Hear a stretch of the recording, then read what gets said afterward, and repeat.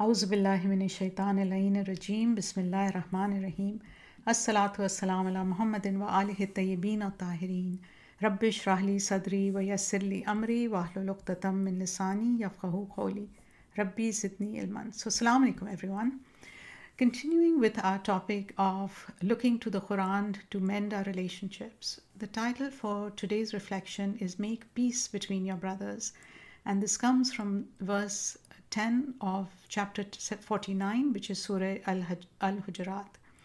So the Quran says, Bismillah ar-Rahman ar-Rahim, the believers are but brothers, so make settlement between your brothers and fear Allah that you may receive mercy. So this verse was revealed after the Battle of Badr when Muslims had differences between themselves regarding the splitting of war booty. It is one of the most significant in the Quran, the ulama tell us, regarding the structure of the Muslim ummah or community and its emphasis on unity and reconciliation. So Islam does not merely describe believers as friends or associates, it defines them as spiritual siblings bound by faith regardless of race, ethnicity, culture or geography. And the Prophet ﷺ reinforced this concept, saying that the believers are like a single structure, each part supporting the other.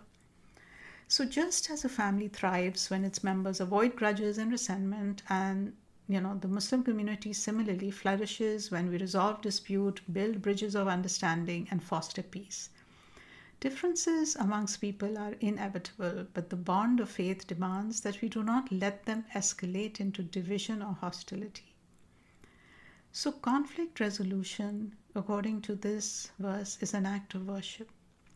In any close relationship, whether within families, friendships, or the broader Muslim community, we said disagreements will inevitably arise. They are to be expected.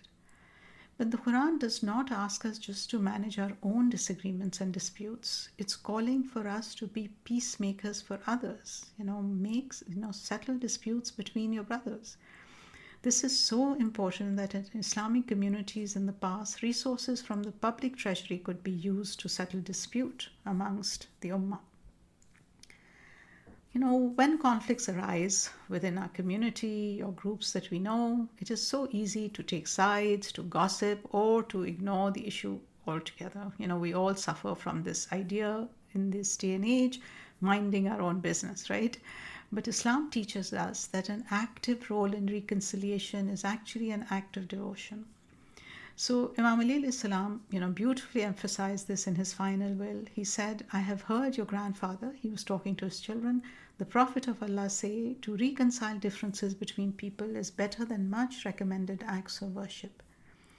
So Imam Sadiq salam also highlights this as one of the most beloved deeds to Allah. A charity that Allah loves is reconciling people when their relationships are spoiled and bringing them closer when they have become distant from each other.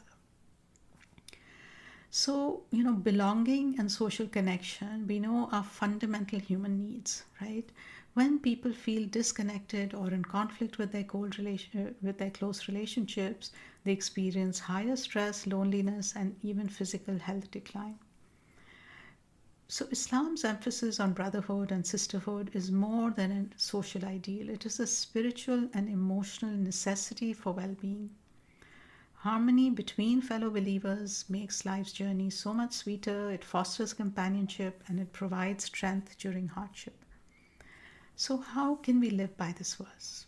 Let's start by resolving our own personal disputes. Reflect on any strained relationships in our lives. Is there a conversation, an apology, or an act of kindness that can bring healing? By the way, these are one of the best things we can do in these nights of Qadr. In these holy nights, one of the best beloved acts from Allah is to make amends with people that we may have a disconnection with. And so be a peacemaker. When you see others in conflict, rather than taking sides, be a friend of the relationship. When we are a friend of the relationship, we're not on anybody's side. We are on the side of the relationship, and we encourage and advocate for reconciliation.